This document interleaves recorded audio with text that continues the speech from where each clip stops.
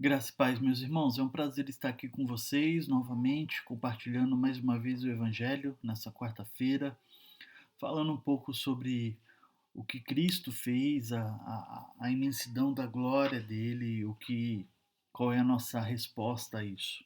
Mas antes, eu gostaria, antes de orarmos, antes de pedirmos para que o Senhor perdoe os nossos pecados e fale conosco nessa noite, eu quero pedir para vocês abrirem suas Bíblias em Isaías 53. Isaías 53, nós vamos ler do verso 1 ao 12.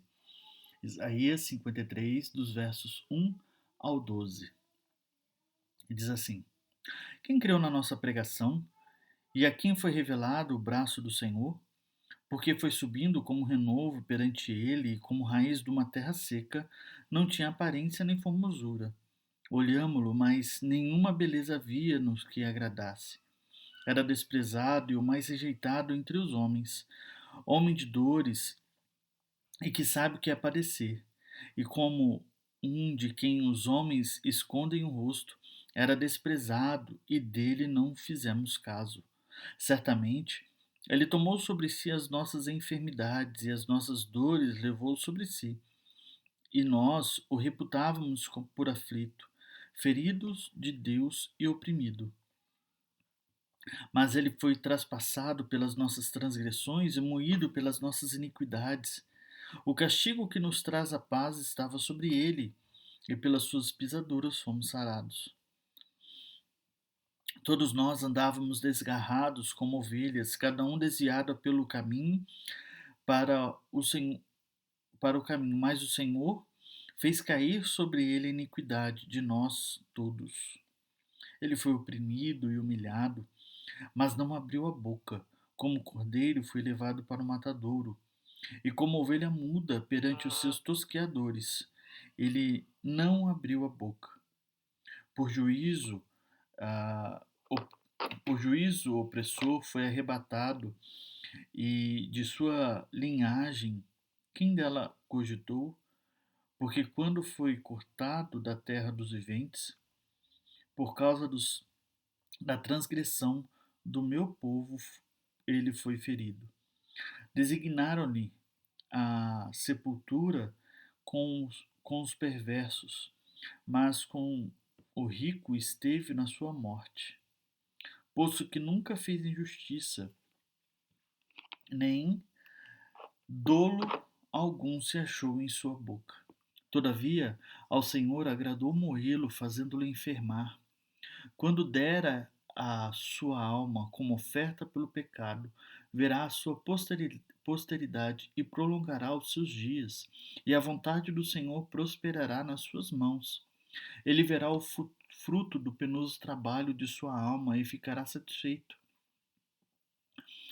O servo, o justo, com o seu conhecimento, justificará muitos, porque as iniquidades deles levará sobre si.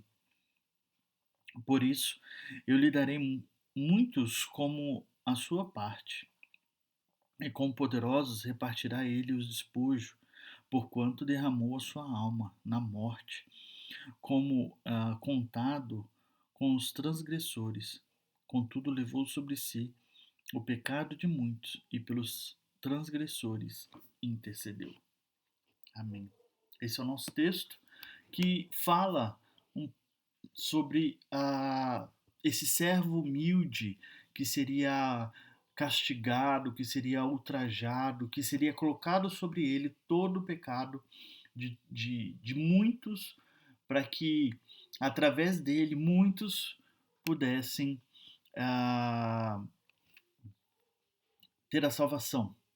Esse servo que nós entendemos aqui em Isaías é o cumprimento, é cumprido em Cristo Jesus. Cristo Jesus é esse servo que foi humilhado, que foi castigado, que, como diz o texto, o castigo que traz a paz estava sobre ele, Cristo Jesus. E nós vamos orar agora agradecendo a esse Messias, a esse Cristo que se entregou por nós. Ao mesmo tempo, nós vamos pedir perdão pelos nossos pecados, porque é através dessa entrega que nós temos esse perdão. E nós vamos orar agora, clamar ao Senhor e pedir para que Ele fale conosco também nessa noite, né? Ah, feche seus olhos. Ó Pai Santo, nós te adoramos e te bendizemos por quem Tu és. Pela Tua graça, pelo Teu poder, ó Pai, porque um dia o Senhor olhou para nós e não nos deixou como ah, ovelhas, ó Pai, desgarradas, como diz aqui o texto. Mas o Senhor olhou para nós, Senhor Deus, e se importou conosco e deseja, Senhor Deus, que nós, como criaturas, o glorifique, Senhor Deus. Por isso que o Senhor mandou o seu Filho Jesus, para nos conectar de novo a Ti, para que o nosso louvor e a nossa adoração chegue realmente a Ti, Senhor Deus, como um aroma suave. Por isso, Senhor Deus, neste momento pedimos perdão pelos nossos pecados, perdão pelas nossas falhas, perdão, Senhor Deus, porque em muitas situações de nossas vidas nós colocamos os nossos prazeres e desejos à frente do que é realmente a vontade do Senhor, Pai. Nos guie, Senhor Deus, nos proteja, nos fortifica a cada momento. E que a graça de Jesus, ó Pai, esteja sobre nós também neste período de estudo bíblico. Que possamos entender a sua mensagem, Senhor Deus, entender o que o Senhor quer e qual é o desejo do Senhor sobre nossas vidas. Em nome de Jesus. Amém. Amém. Irmãos, nós vamos estudar nesse dia o livro de João. Nós estudamos semana passada o início de 1 Samuel e falamos sobre a necessidade, né, de nós termos Deus não como um amuleto, mas como realmente Ele é, como Deus o Eterno, aquele que rompeu o tempo e entrou no tempo para que possamos ter comunhão com Ele. E nós vamos ver agora como esse Deus maravilhoso se comporta e qual é a lição que Ele quer nos dar.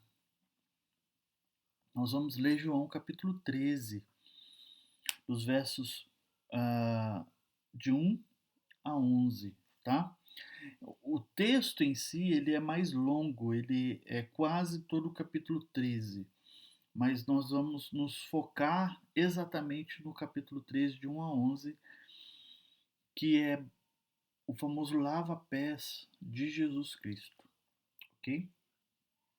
Diz assim: Ora, antes da festa de Páscoa, sabendo Jesus que era chegada a sua hora de passar para este mundo para o Pai, tendo amado os seus que estavam no mundo, amou-os até o fim.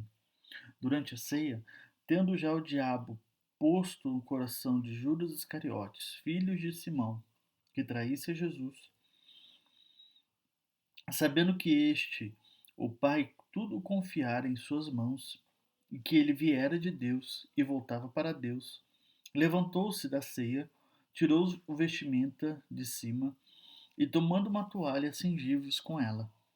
Depois deitou a água na bacia e passou a lavar os pés dos discípulos e a enxugar-lhes com a toalha que estava cingido. Aproximou-se, pois, Simão Pedro e lhe disse: Senhor, tu me lavas os pés a mim? Respondeu-lhe Jesus: O que eu faço não sabes agora, compreendê-lo-ás depois. Disse-lhe Pedro: Nunca lavarás os pés, respondeu Jesus. Se não lavar os pés, não tem parte comigo. Então Pedro lhe pediu: Senhor, não somente os pés, mas também as mãos e a cabeça. Declarou-lhe Jesus: Quem já banhou não necessita de lavar senão os pés, quanto mais está todo limpo. Ora, vós estáis limpos, mas não todos, pois ele sabia quem era o traidor. Por isso que disse: Nem todos estáis limpos. Os versículos que mostram o motivo, a razão da escrita do Evangelho de João se encontram no capítulo 20, dos versos os versos 30 e 31. Olha só. Na verdade, fez Jesus diante dos seus discípulos muitos outros sinais que não estão escritos neste livro. Este, porém, foram escritos para que creiais que Jesus é o Cristo, o Filho de Deus, e para que, crendo, tenhais vida em seu nome. Existem muitos conceitos escritos nesses dois versículos do capítulo 20 de João. E esses conceitos permeiam todo o Evangelho de João e, por causa disso, ecoarão também no nosso texto base de João 13, versos 1 a 11. Isso é importante porque a identidade de Jesus está plenamente conectada à sua obra. Qual é a obra de Cristo? Que é a morte e a ressurreição. E o Evangelho de João foca no que Cristo fez. Vimos, por exemplo, quando o capítulo 20, versos 31 a 31, 30 a 31, usa o termo sinais. Os sinais indicam quem ele é, quem Jesus é e o que ele fez. Nós vamos ver isso mais para frente. Carson, um dos teólogos famosos, né, em uma declaração sobre o João 20, 30, 31, ele diz que a ênfase do livro de João, desse evangelho, é evangelística. E é fundamental no quarto evangelho fazer uma pergunta, né, que tecnicamente são duas, mas com a mesma ideia, né? Quem é o Messias e quem é o Cristo? Messias e Cristo é a mesma coisa, né? Trazendo uma questão de identidade. Ele traz essa questão de identidade. Então, quando você lê o Evangelho de João com uma maneira evangelística, você precisa perguntar: quem é o Messias? Quem é o Cristo? Messias é a palavra hebraica para o escolhido, e Cristo é a palavra grega. Então, mas quem é esse Messias? Quem é o Cristo? Ligando plenamente a identidade de Jesus à sua obra. E Carso finaliza dizendo assim: o enredo do Evangelho de João é muito estreito e está ligado finalmente à hora, o propósito de Deus no evento redentor crucial de todo o testemunho cristão, a morte e a ressurreição e exaltação de Cristo. Todo o livro de João, tudo está ligado para este momento, para a hora. E engraçado que, com a apresentação de quem é Jesus, está no cerne do Evangelho de João, e os sinais são apresentados nessa narrativa, é importante entender que Jesus é o Messias e é o Filho de Deus. E os sinais traz como objetivo suscitar a fé a todos que leem e ouvem essa história. Entretanto, para qualificar o que é um sinal, haveria a necessidade de ter feito algo em público, uma ação, um milagre em público, e no Evangelho de João, e especificamente, também deveria ser explicitamente designado como um sinal. Ou seja, o milagre ele deveria ser feito em público, mas no Evangelho de João, além de tudo isso, João tinha que falar: isso daqui é um sinal. Entretanto, há um sinal que seria o principal da narrativa de João, que é justamente a morte e a ressurreição de Cristo. E a gente vê claramente isso na estrutura do livro de João, pois a conclusão dos sinais dados pelo apóstolo João, e sinais, lembra-se, aspecto, uma ação pública, que João fala, esse é um sinal de Cristo. A conclusão disso, dada pelo apóstolo em João 20, 30 a 31, aparece após a morte e a ressurreição de Jesus Cristo. Depois da morte e ressurreição de Jesus Cristo, João dá uma conclusão sobre os sinais. E o aparecimento, e Jesus também aparece a essas testemunhas. Contudo, os sinais, eles teriam se finalizados no capítulo 11, com a ressurreição de Lázaro. Ou seja, João aqui, ele coloca a conclusão dos sinais dada em João capítulo 20, 30 a 31, após a morte e ressurreição de Jesus, após o aparecimento às testemunhas, mas se você for ver quais são os sinais que ele teria feito, ele finaliza os milagres de Jesus no capítulo 11 com a ressurreição de Lázaro. O que eu estou querendo dizer aqui? Que para João, a morte e a ressurreição de Cristo Jesus é o ápice desses sinais. É o ponto crucial desses sinais.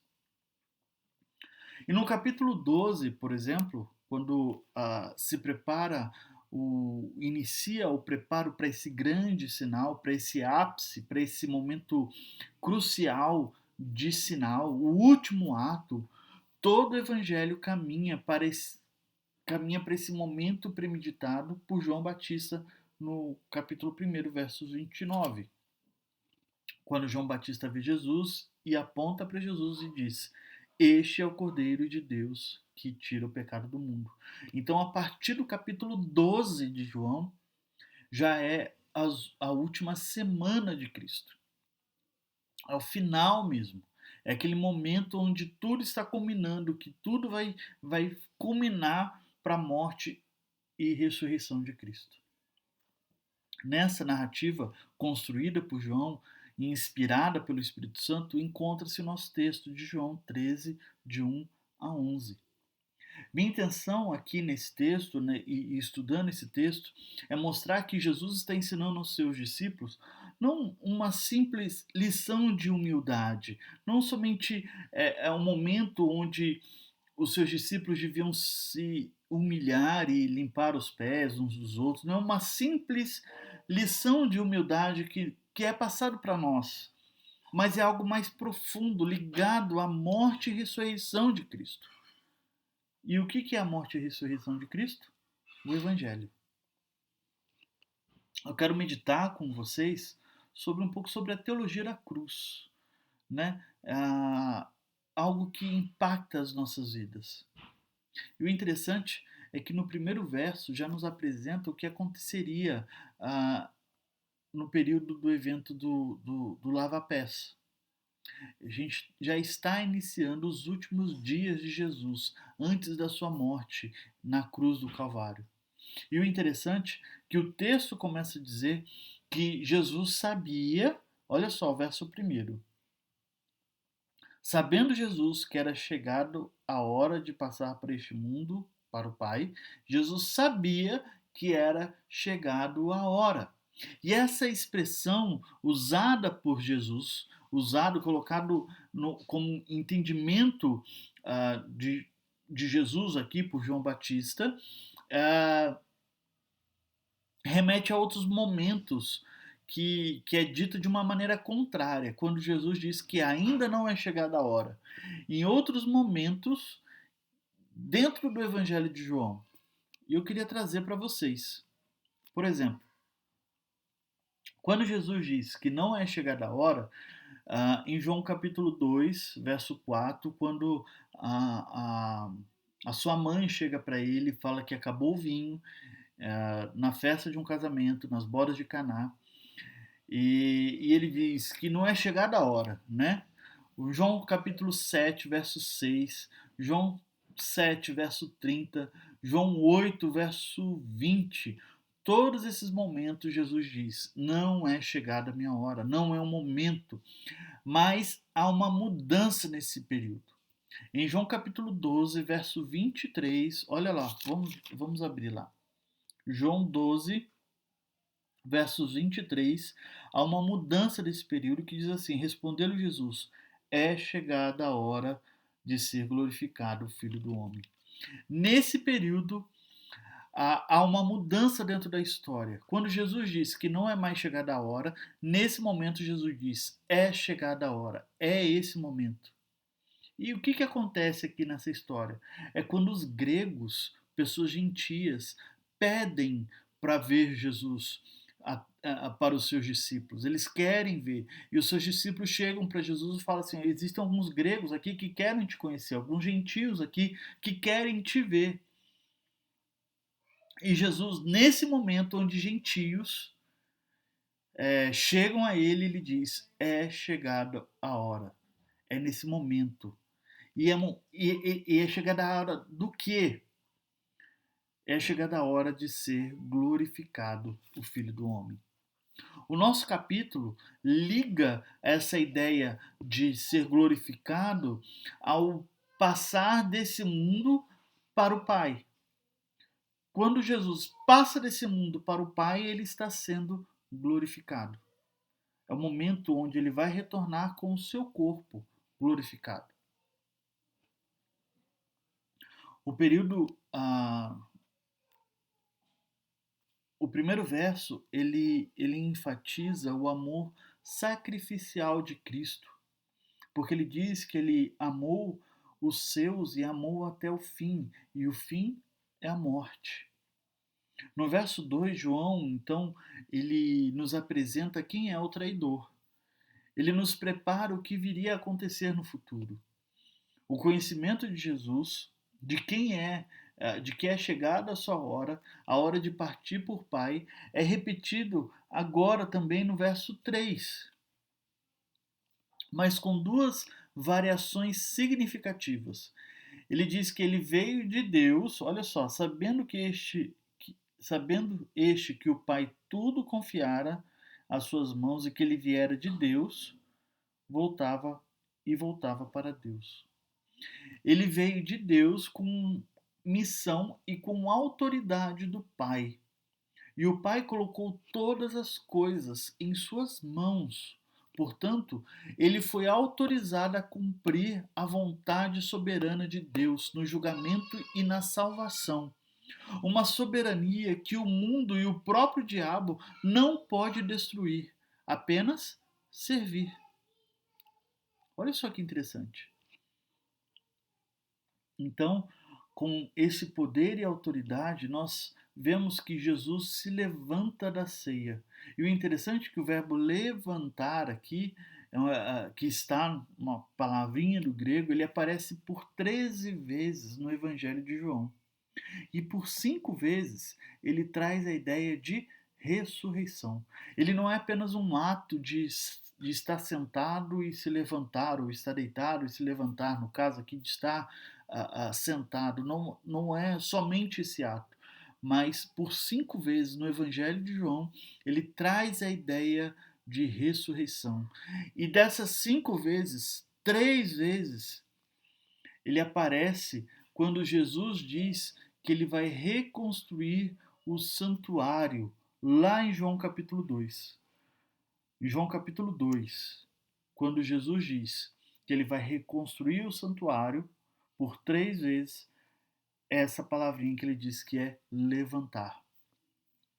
Existe um dicionário que traz essa ideia que mostra que essa ideia de ressurreição são sinais da era messiânica de Jesus Cristo. É um dicionário famoso teológico, um dicionário teológico que vai dizer sobre isso, que quando ele é usado essa palavra levantar, que no grego a palavra no grego para levantar, que traz a ideia dos sinais de uma era messiânica de Cristo. O que ele está querendo dizer com isso? Quando é ligado essa palavra a Cristo, ela está mostrando claramente a messianidade, o escolhido, a obra redentora de Cristo Jesus. Cristo Jesus. E outro dicionário vai mostrar que essa palavra, uma das traduções dela realmente é ressuscitar.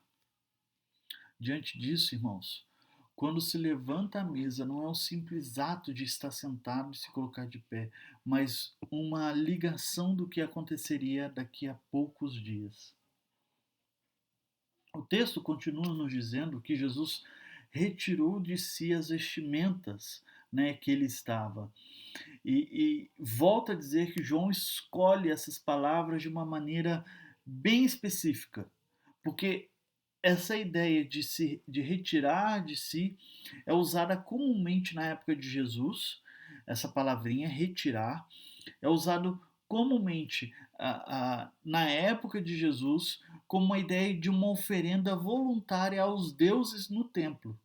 Isso para os povos pagãos. Os povos pagãos que iam levantar, que iam a retirar, ia usar, usar uma palavra específica no grego para simbolizar uma oferenda voluntária aos deuses no templo, ele usava essa palavra usada aqui por João para se retirar. E no Evangelho de João, ele traz essa mesma ideia, mas ela põe uma amplificação nessa ênfase, nessa palavra. Por quê? Porque aqui não é uma oferenda aos deuses, mas é o verdadeiro sacrifício de vida, um alto sacrifício que Jesus está fazendo. Jesus está usando essa palavra que era usada por pagãos, para mostrar que ele está dando um novo significado.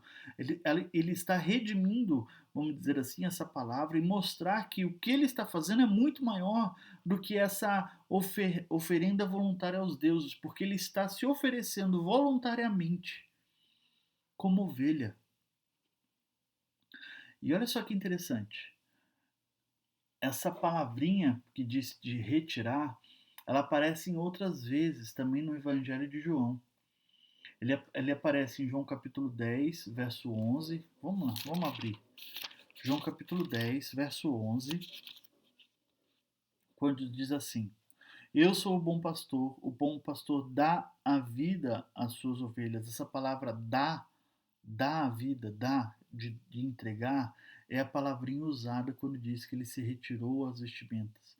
Ah, ah, eu não vou riscar a falar ela no grego, tá? Mas o verso 15 vai dizer isso também, que assim como o Pai me conhece a mim, eu conheço o Pai e dou a vida pelas ovelhas. Verso 17, por isso que o Pai me ama, porque eu dou a vida para reassumir. Verso 18, ninguém tira a mim, pelo contrário, eu espontaneamente a dou.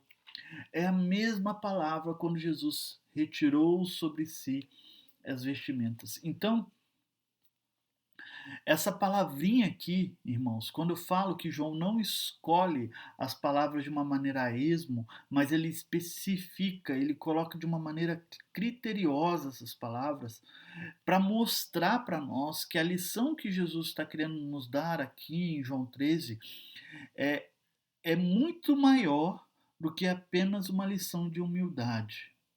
Não que a humildade não seja importante, não é isso que eu estou dizendo, mas é algo maior, é algo abrangente. E seguimos, olha, no verso 13, capítulo 13, verso 37 e 38, ele usa a mesma palavra. Capítulo 15, verso 13, ele usa a mesma palavra, que quando ela é aplicada em Cristo, ela traz um objetivo último, que é a coroação e a consumação do rei. Diante de tudo isso, irmãos, de se retirar a toalha, nós temos o verso 5, que nos leva a um ato de lavar os pés dos seus discípulos. Essa tarefa é feita pelo mais humilde dos servos, dos escravos. Os pares não lavavam os pés uns dos outros, exceto e raramente como sinal de grande amor. Aquele que é o Verbo de Deus nos ensina o serviço, assumindo a natureza de servo. Como vimos até aqui, as ações de Jesus relatadas em João têm apenas um objetivo: de mostrar Jesus como Cristo, como ele realmente é. E por causa disso, ele estaria a caminho da cruz, entregando a sua vida em favor dos seus.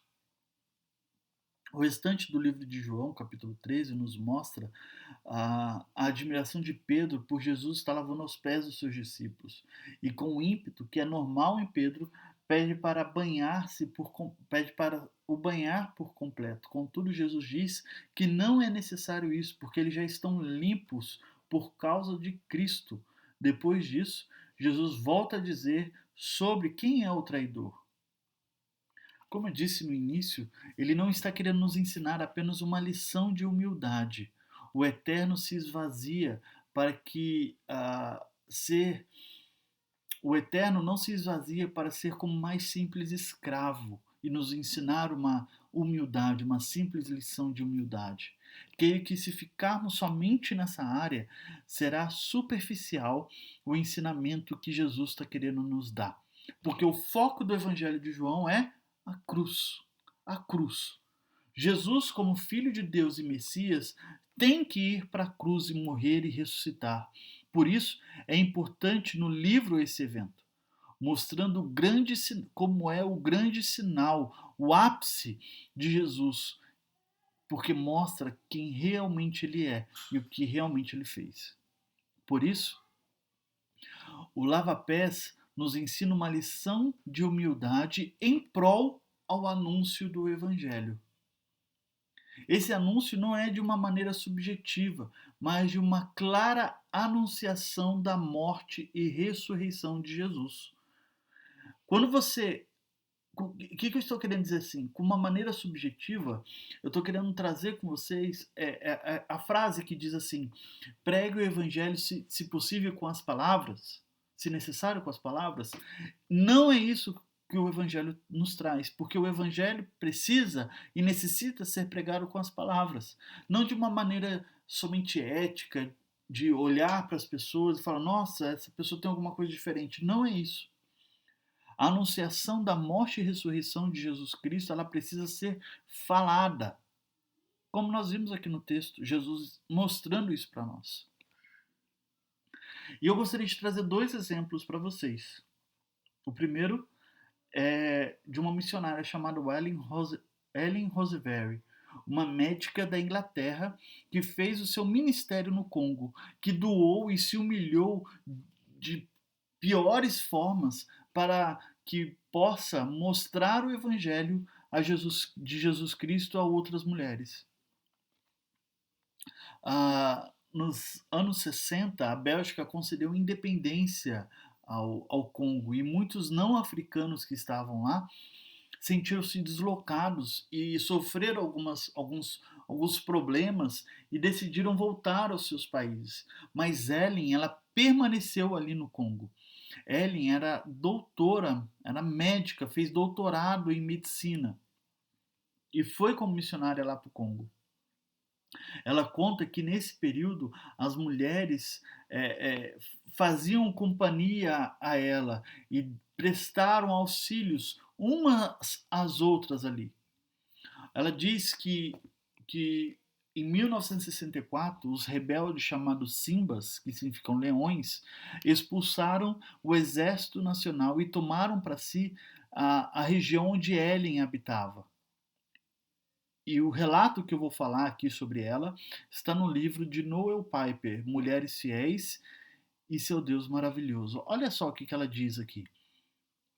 Um aluno da escola de enfermagem para homens de Nebobongo voltou de um fim de semana com seus pais. Ele estava apavorado, perturbado, e nos contou que nas ruas estavam inundadas de sangue e de túmulos comunitários por mais de 500 pessoas, para mais de 500 pessoas. O medo e a revolta travavam batalhas em minha mente durante o dia. Esse é o relato da Ellen Rosevery. E em meus sonhos, dia e noite, a vida tomou um pesadelo vivo, mas tínhamos que continuar vivendo. Sempre que podíamos, nos reunimos. Ela está dizendo que essas mulheres que caminhavam e auxiliavam umas às outras. Ela diz assim, que sempre que podíamos nos reunimos para orar, ler a Bíblia e cantar louvores. Assim nos mantínhamos sãs e Deus graciosamente substituía o medo por paz. Entretanto, em 1964, a casa de Ellen foi invadida pelos Simbas. Destruíram, rebuscaram e saquearam a casa dela. Ela tentou escapar, mas foi espancada ao ponto de terem os seus dentes sendo arrancados da sua boca. Teve uma arma pressionada em sua cabeça e orava, pedia para Deus para que apenas morresse e deixasse o sofrimento, deixasse que ela parasse de sofrer. Em um momento, contudo, depois que alguns homens deixaram a casa, apenas um ali ficou e Ellen foi cruelmente violentada sexualmente. Ela diz sentiu completamente abandonada naquela noite, fazendo a oração de Jesus Cristo no Calvário: Deus meu, por que me desamparaste? A resposta de Deus lhe foi uma remoção de todo medo, como se estivesse completamente, como se tivesse tirado completamente e se sentiu abraçada pelo Pai. Então ela conta que ouviu como se Deus estivesse falando com ela. Quando eu te chamei, chamei para a comunhão dos meus sofrimentos. Eles não estão atacando você, estão atacando a mim. Mas estou usando você para mostrar-me as pessoas ao seu redor. Ela conta que nas próximas semanas Ellen teve um encontro com várias outras mulheres em vários lugares. Em um momento esteve num convento.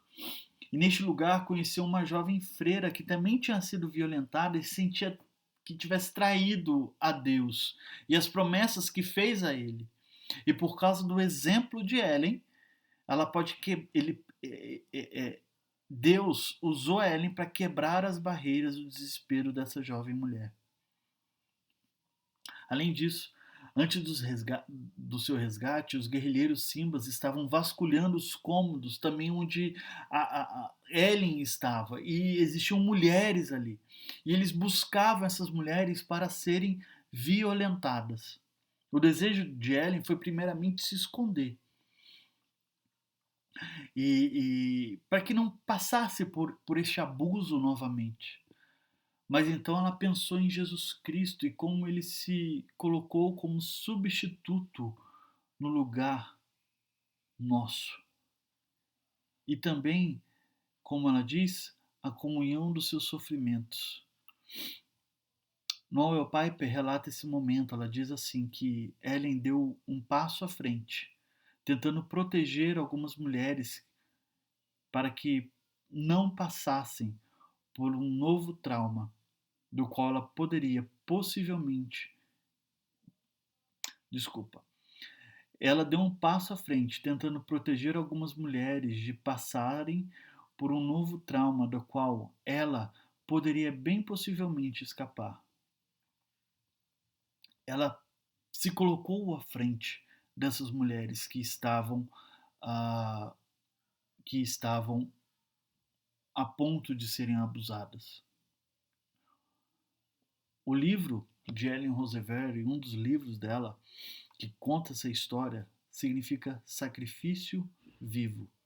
Um outro exemplo que eu quero trabalhar com os irmãos é o livro de Filipenses, do apóstolo Paulo, que ele relata quem ele é e os sofrimentos dele. Porque o capítulo 3, versos de 3 a 6 diz assim: porque nós é que somos a circuncisão e nós adoramos a Deus no Espírito, que nos gloriamos em Cristo Jesus e não confiamos em carne. Bem que eu poderia confiar também na carne. Se qualquer outro pensa que pode confiar na carne, eu ainda mais. Circuncidado no 8º dia, na linhagem de Israel, da tribo de Benjamim, hebreu de hebreus, quanto à lei fariseu, quanto ao zelo perseguidor da igreja, quanto à justiça, há na lei irrepreensível. Paulo mostra quem ele é, mas ele diz que tudo isso é refúgio. Tudo é refúgio. O que eu quero trazer para vocês nessas duas histórias é que você se humilhar para que o evangelho cresça. O exemplo principal não é de Ellen e de Paulo, mas o exemplo principal é Cristo Jesus. E não é João 13, não é um lava-pés, porque o Eterno, ele não invadiu o tempo para lavar os nossos pés, mas ele invadiu o tempo para que possamos morar com ele, e para isso ele se entregou na cruz do Calvário. Como o próprio Jesus diz em João 13, verso 15, porque vos dei o exemplo para que vocês façam, porque vos dei o exemplo para que, como eu fiz, façais vós também. Jesus Cristo se humilhou para que a mensagem da glória de Deus possa ser expandida por sobre a terra. A maior humilhação é dele, na cruz do Calvário, o Eterno que se fez carne, aquele que se esvaziou ao ponto de se fazer imundo e morrer na cruz do Calvário. Porque o próprio Paulo diz em Gálatas 3,13: Cristo nos resgatou da maldição da lei, fazendo-se maldição por nós, porque está escrito: maldito o que for pendurado no madeiro.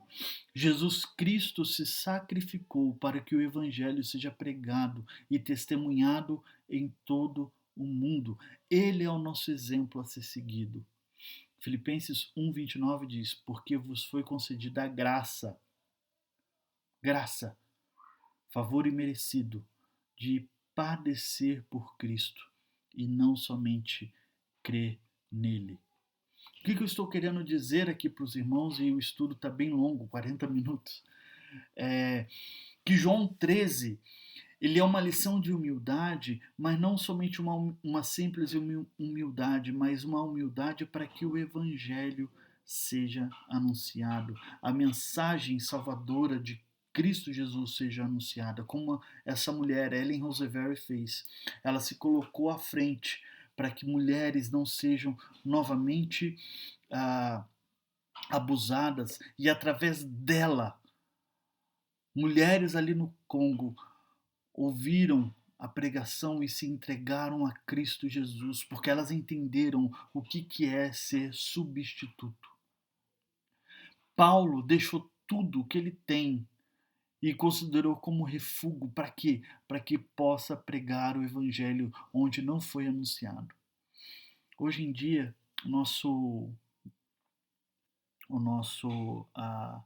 a nossa vida, nós buscamos o conforto, nós buscamos a comodidade.